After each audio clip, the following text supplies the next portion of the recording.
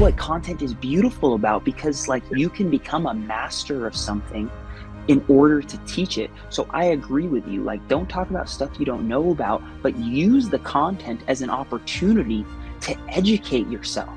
And that makes you a better real estate agent. And then like connect the full circle, learn about that concept, get really good at it, make the content, and then look for an opportunity to go apply it.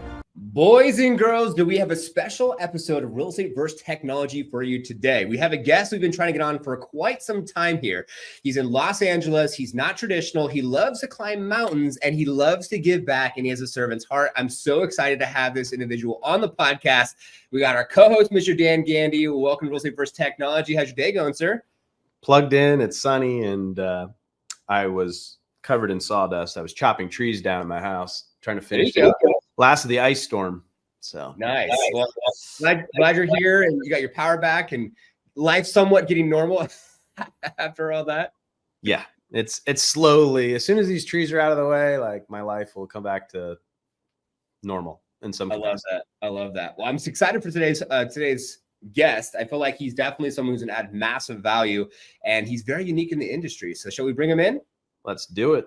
Let's do it. We got the man, the myth, the legend coming from Los Angeles, California, Mr. Krys Benyamein. What's up? Welcome to Real Estate versus Technology. 2 weeks back from his last climb, absolutely crushing it. And I remember I was at an actual keynote that you did, and you were kind of doing a round robin, and you're like, let's get this damn podcast scheduled. So we scheduled it. We're here, and I'm excited to dive into just all things you and what you're up to, what you're doing, and just add value to our audience here. Thank you, man. Thank you for having me. It's crazy. This is long overdue. I really think that we've had this like scheduled, rescheduled for maybe a year. So dude, this is long anticipated. Oh my God, dude. It's been too long. So I want to get into a couple different things. We want to talk a little bit in today's podcast episode. Whoever's viewing and listening and watching, subscribe, not like the episode, comment below, take some notes. But we want to get into a little bit of what you're doing with BAM. We want to get into a little bit of the hiking side. Why did you get into real estate in the first place? And also some brass tacks, some things that agents can actually apply to their business when it comes to filming content or being on social media, because you have some of the most unique social content out there. His Instagram's behind me. Links are down below. But let's get into, like, first and foremost, Krys, why the heck real estate, dude?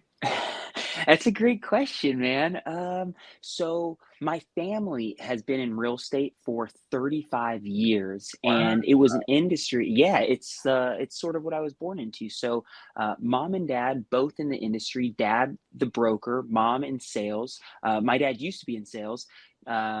We have an escrow company. We have a lot of rentals. It's all I've really grown up and known. But similar to a lot of immigrants, education is paramount. Education was, what my parents really believed in. So most of my cousins are doctors, and I decided to go to law school. So I practiced for a bunch of years. I was a public defender. It was an awesome, awesome experience. And then eventually the business just sort of sucked me back in. So I've been in it full time, selling, making content, but in the trenches with my little team since 2018, October 2018. So I'm not sure where that puts me. 5 years and something in the business, and I never looked back. Wow, that is absolutely amazing. And then, so you didn't want to keep on doing the public defender stuff, and you're like, I'm just gonna go to my grassroots and get back into real estate? I loved being in the courtroom, and being a public defender is one of those jobs that's totally always thinking on your feet. It's like emergency medicine in a courtroom, and it was so much fun. But my parents had built this business, this small business, over the course of a lot of years. I've always been interested in real estate. My sister's a dentist, has no interest in the business, and it just didn't feel appropriate to have wonderful mentors at my access with my folks being just so seasoned in the industry and not come into this. So the universe began to move things to make the decision easy for me. I met my wife, who was relocating to Southern California at the same time. And my dad's just like getting older. My mom it just felt appropriate. So I keep my license. I don't practice law at all anymore, but I keep my license. And it was, I got no regrets. It was definitely the right decision. Dude, that's awesome. Congratulations to you on that. There's a lot of good agents that started as attorneys. Yeah. I mean, Oppenheimer Group. I mean, I can go down the list. There's a fair share that goes directly into contracts, negotiation. Think about that. So true. Totally. You know what made me, one thing I've really thought about from having like the career change is I think service-based jobs, real estate agents, lawyers, accountants, anybody that is, taking care of somebody, it's the Mhm. same thing. Maybe the day to day looks a little bit different as far as the papers you're pushing, the types of conversations you're having, but you're still servicing people. You still have to put their interests at best. Like, don't get me wrong, being a lawyer is so different than being a real estate agent. But at the same time, at the end of the day, like you're taking care of the people. And Yeah. if you're a people person, you're about the people, I think you're going to succeed in sort of any industry like that. Wow. I love that. And from a lawyer to like the content you're putting out there, I mean, you're damn creative.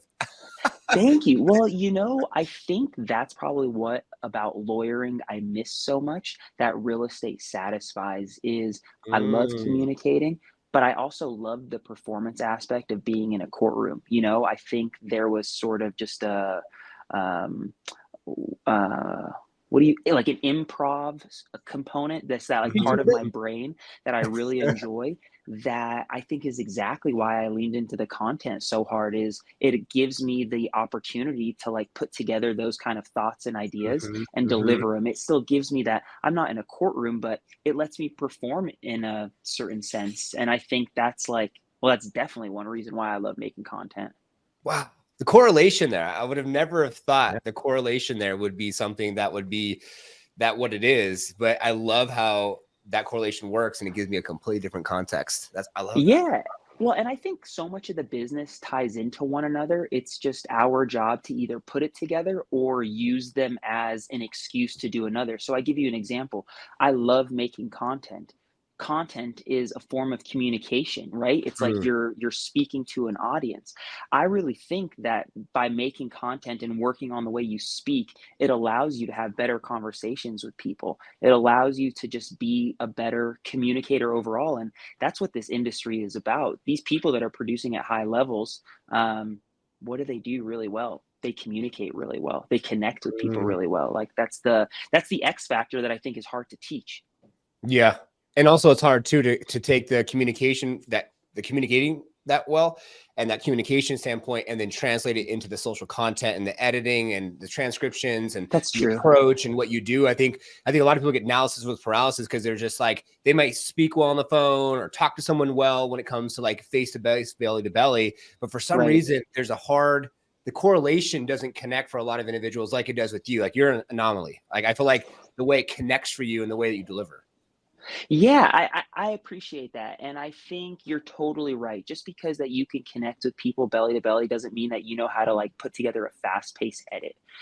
You're totally right there. I think there's like a creative side in the sense of like making art that maybe I like a lot. Used to be into photography and video, but I think all of us have a piece of our mind that is like that.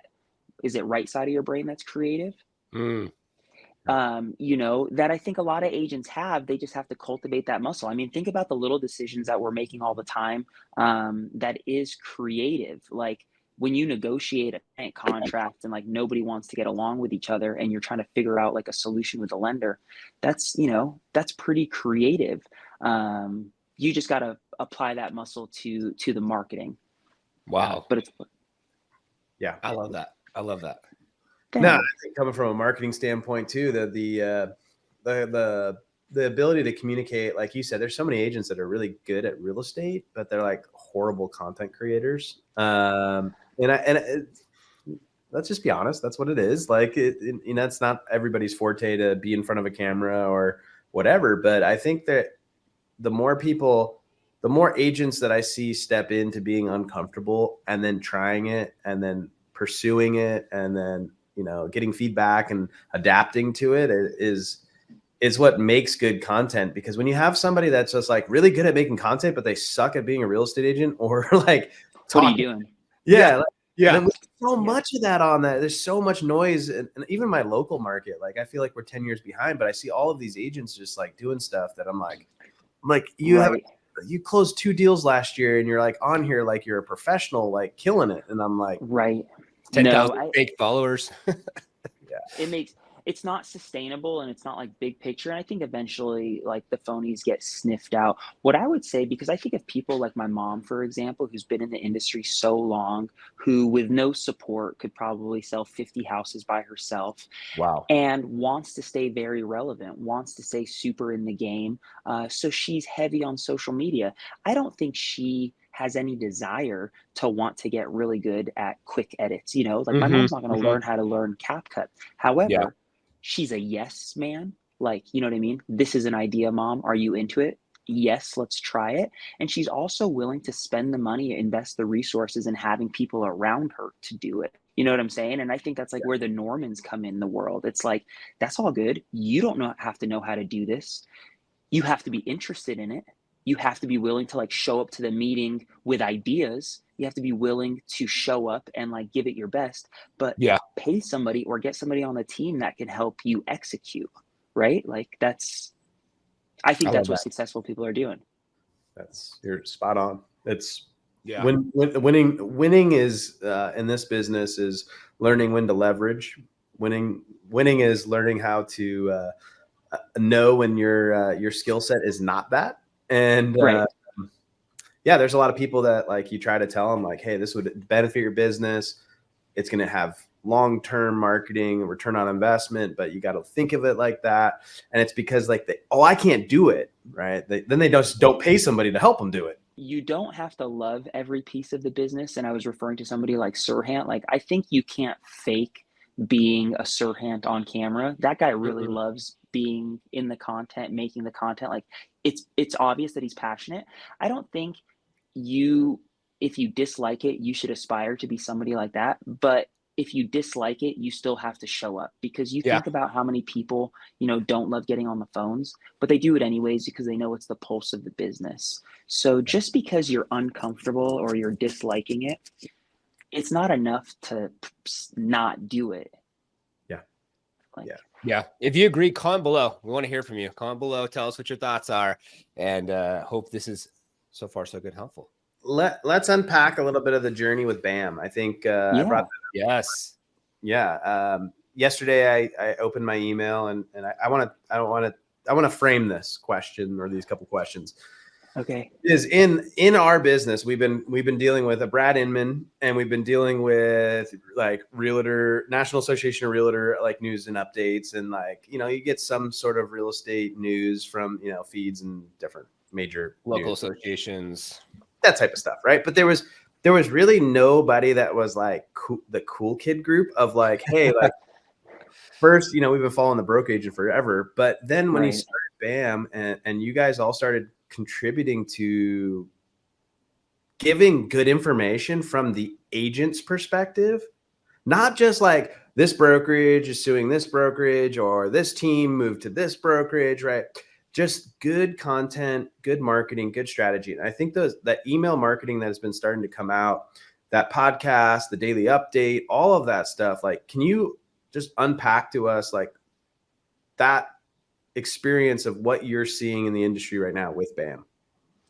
Yeah, man.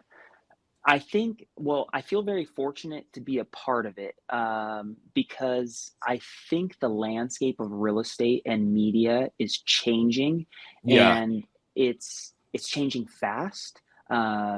And I'm grateful to be like on a side of it that I think I'll look back and be proud of. I think the BAM has grown organically in the sense that everybody contributing is actually producing. And if anything, I feel like sometimes my motivation in wanting to produce like transactions is legitimacy. You know what I'm saying? Like, it's important to be producing if you're going to tell people like what's going Anything. on. Yeah. Yeah, exactly. So I think that's like one component that is very impressive about them. Nobody's like, everybody's really in it, including Byron starting at the top. I think the only person not selling houses is Eric, and he was never, that's why he was the broke agent.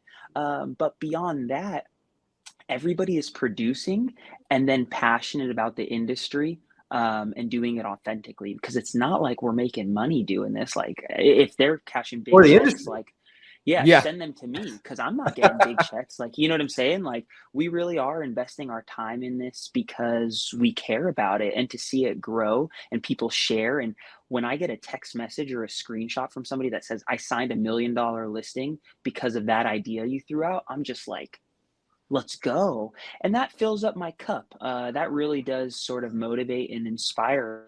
Um, I'm just beginning to get referrals from putting out content consistently and like helping agents with it. So, Mm. from a business standpoint, I'm really grateful for people sending me transactions in Southern California. But I didn't go into it doing that. I just was just like sharing what I was doing in my business to sell these houses. Um, and it I just did it with nobody giving me any love. Like, that's the thing. It's so Mm. awesome to get these podcast requests and people to talk to me about the BAM contribution. But I've been sending a weekly email to agents before BAM for, more than a year. Yeah.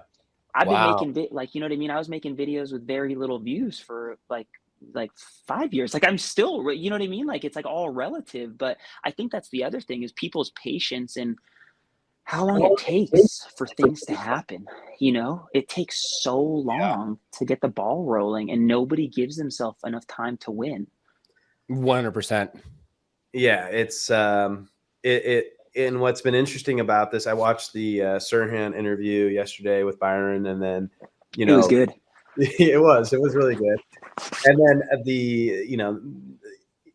I wanted to back up for a second. When they came to Rise event for Real Broker, and he interviewed Tamir and Sharon, and then just the overall like no filter concept of asking questions that no one else is asking or people are afraid to ask. I think like that's what the media industry is not doing, right? And I think that is what, when I saw you were connected with BAM, it spurred my interest to being like, hey, like the people who are contributing to this are doing it for the best interest of the industry. And I think that's kudos to you for. Thanks, man. Yeah. Yeah, thank you. I think it's happening naturally and it's really awesome to see where it goes. Because I think it's just the beginning. You know what I mean? It's like just the beginning. And then the other thing that's dope, which is what the industry needs, is as we rise, the industry as a culture is rising. Yes. And it was very difficult to go from somebody's attorney, their counselor, their advisor, to like what people consider a salesperson without much respect. And I never had that concept of realtors growing up because my folks were just these immigrants that worked so hard every day. And I remember thinking like, these people work way harder than doctors and lawyers.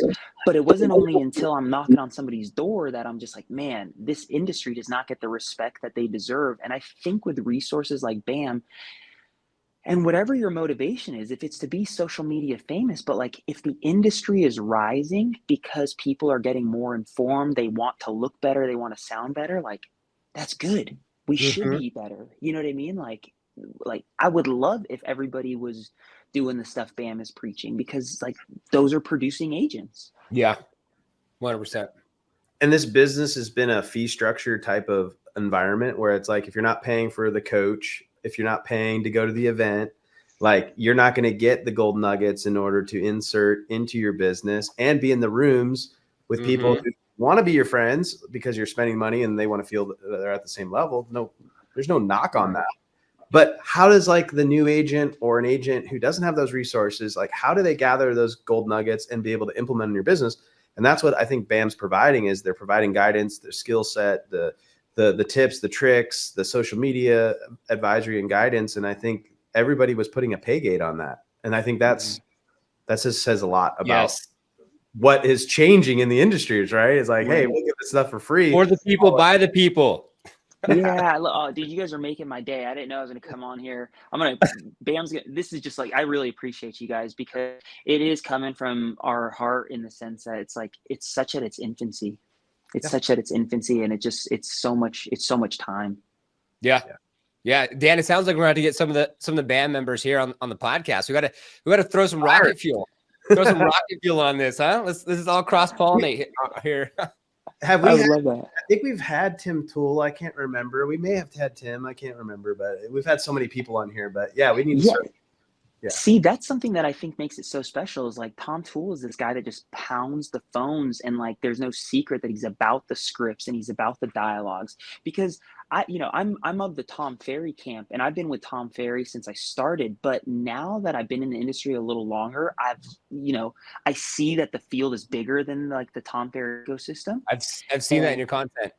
You know what I mean? Like I'm seeing that there's more going on than that. And what I like about BAM is like you don't want to do social media. There's like 3 people pushing out content that hate social media that like will teach you how to get on the phones and send mail. Like Lisa and Tom, like these guys are so old school, right? Showing it to us in the new school social. So I don't know. I just love it. Yeah, so many reasons. I'll get off that bandwagon. No, I love that. Bandwagon.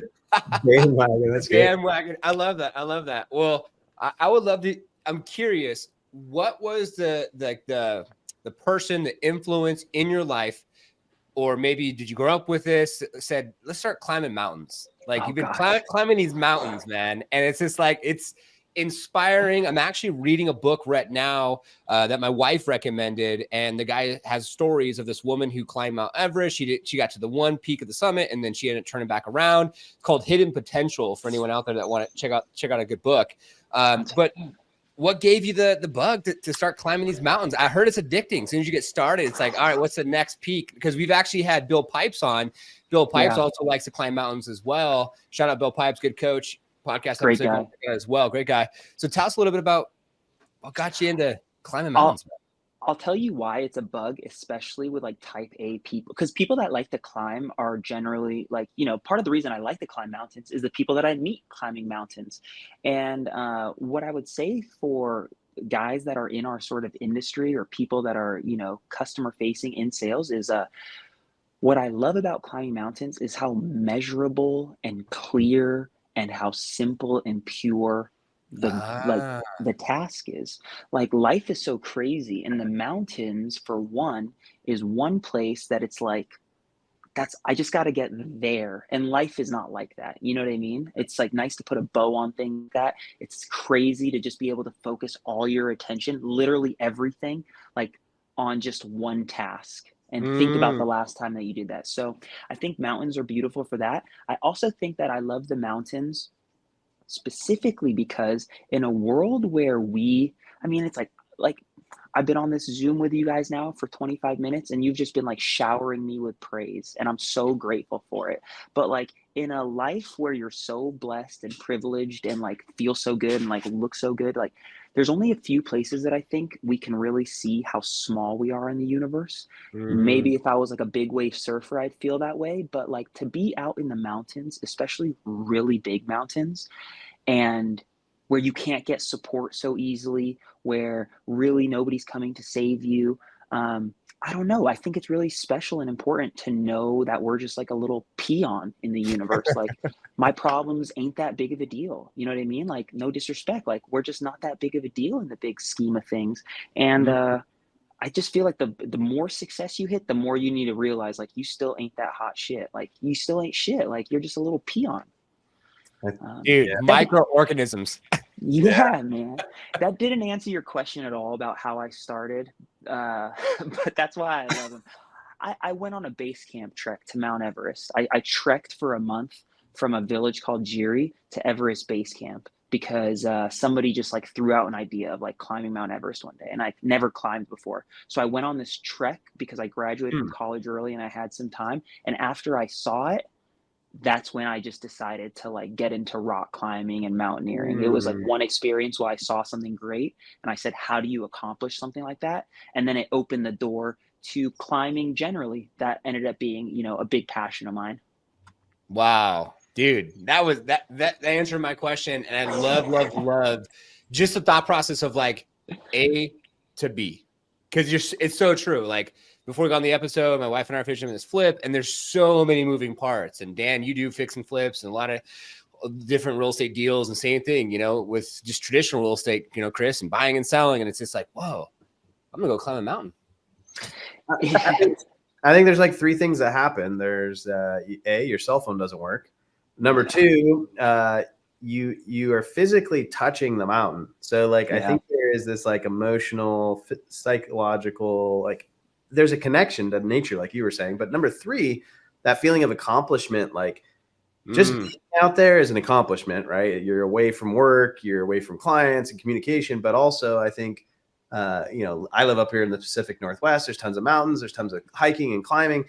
There's no like better feeling than like the clean oxygen, the sun, it's like all of that ecosystem on you. And then also that result, like, can I get to the summit? Can I accomplish what I'm here for? And I think that as society has evolved, we're not an expedition type society. We are a comfort society, a home. Oh my God. Yes. Right. So I think says a lot about people in general who like want to seek that. Totally. I think you always want to pursue, you always want to get the summit. And I've been like climbing big mountains, like even before Everest, that was just like when things started getting like, that's just when like there's been so many things before that. And I think that you always want the summit, but what you realize after having done it enough times, that the pursuit, and I don't even mean the 2 weeks that you're there climbing the mountain or the 7 weeks that you're there climbing the mountain, like the pursuit is really what it's about, because it forces you just to put, at least for me, like everything in my life in perspective. So as I prepared to go to Argentina for 3 weeks, it wasn't the same sort of like anxiety that I think Everest or even other mountains have given me and my family, because there wasn't so much like objective hazard and risk. But shit still happens in the mountain. Like 3 people died in the season that I was there. Wow. So things happen at that altitude. And I think because things can happen and the goals are so big, you just start leaning more into your relationships. So it's like, I don't know, I'm more passionate with my wife because it's like, damn, he's leaving and it's on the calendar and it's kind of like a big deal. Or, I'm more present in the business because it's like, damn, I'm gonna be gone for 3 weeks. My systems and processes or the team better be pretty dialed in while I'm gone. But I'm more in it because this sounds so morbid, but like, you have to look at things like they could be finite, right? Especially when we're out here, cashing checks and breaking, you know what I mean? Like when you're out here being the man like that, like it's real important just to know how good you have it. And pursuing the summit is what turns you into that. Like Wow. pursuing the summit. And that's why like I love having big goals. I think everybody should always have something on the calendar that they're chasing, because it forces you to wake up in the morning with like purpose. You know what I mean? Like, Yeah. I'm sure like the two of you guys, like I married a smoking hot wife. Like I don't have a lot of Let's go. need. Yeah, like, I don't need to stay in shape because I'm healthy enough, but like, I want to because I'm motivated to do something. And I just need things like the mountains that's just like what drives me. Everyone, like, you know what I mean? It doesn't have to be the mountains, but what drives you to wake up when the alarm goes off, because you don't want to wake up when the alarm goes off, Yeah. No. So you don't need one. You train yourself. No alarm. I don't need alarm. 4:30. Let's go. I'm up. That's beast, man. There's one life to live. Right? Exactly. I love that. And so I want to get into the last point that we talked about at the beginning, which is like, let's give our viewers and listeners, as we get closer to closing out the show, some like technical, practical, specific. So like, take us through like Monday through Friday content.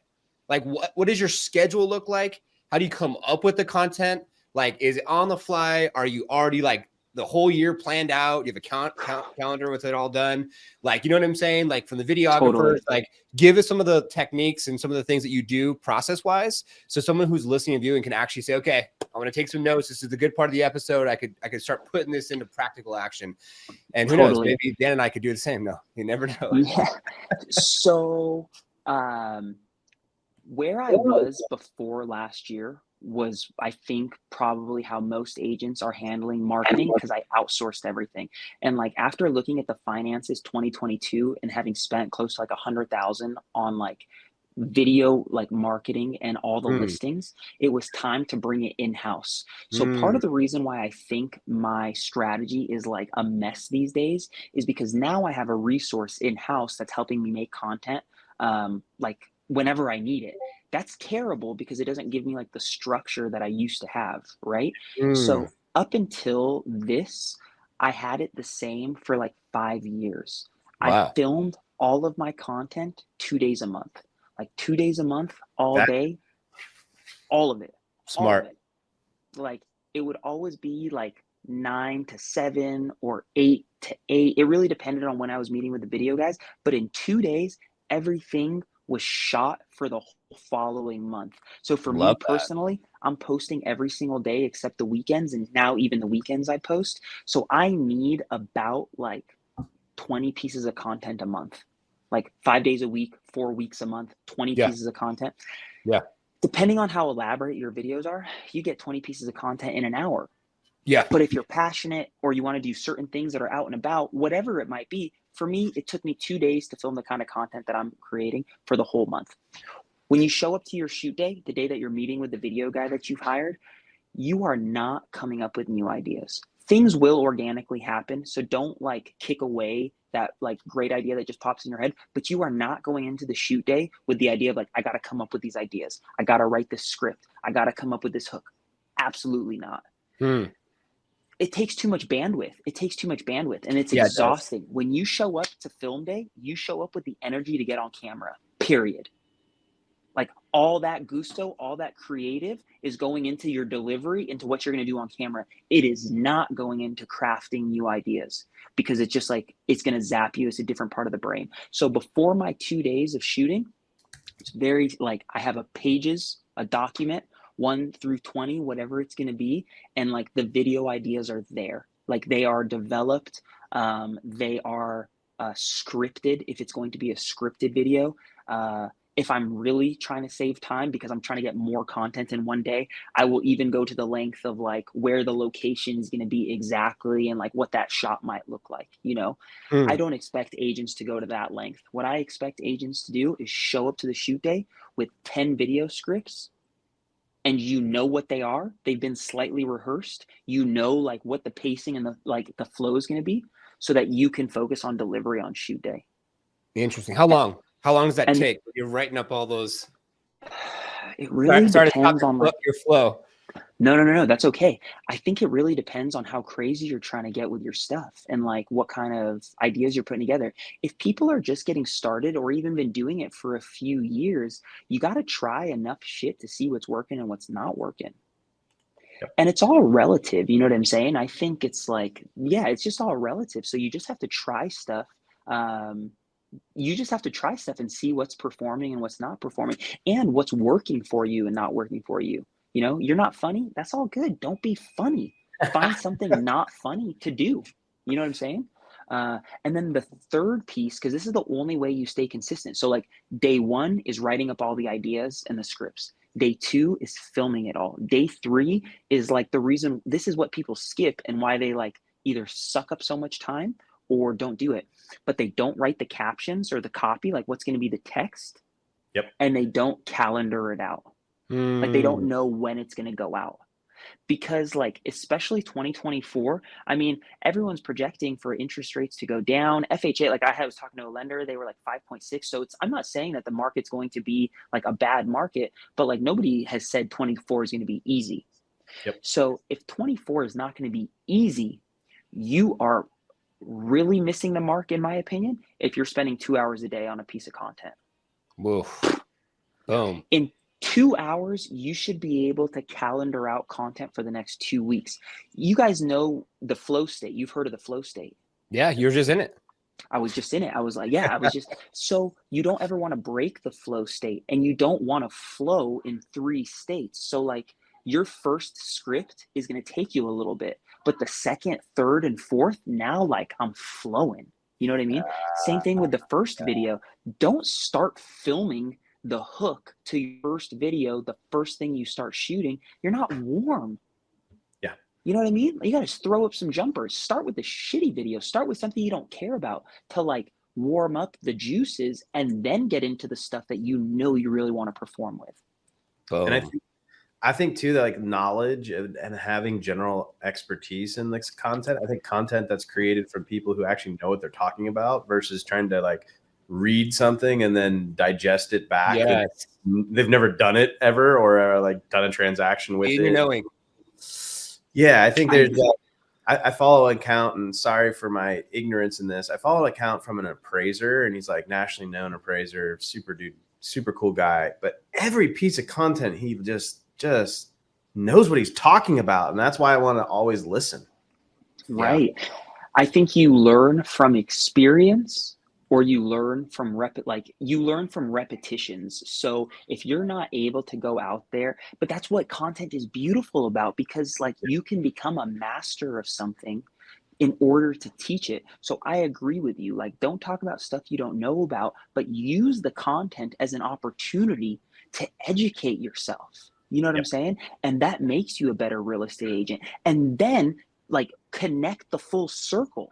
Learn about that concept, get really good at it, make the content, and then look for an opportunity to go apply it. You know what I'm saying? Like I learned about a 2-1 buy down. I made the video about the 2-1 buy down. I know exactly how to explain a 2-1 buy down. Let's go get a client that I can do a 2-1 buy down with. I love that. Know? I love that. And I'm just gonna call myself out. Okay. I'm doing some self-reflection. So thanks, Krys. We're gonna put some stuff in action right now.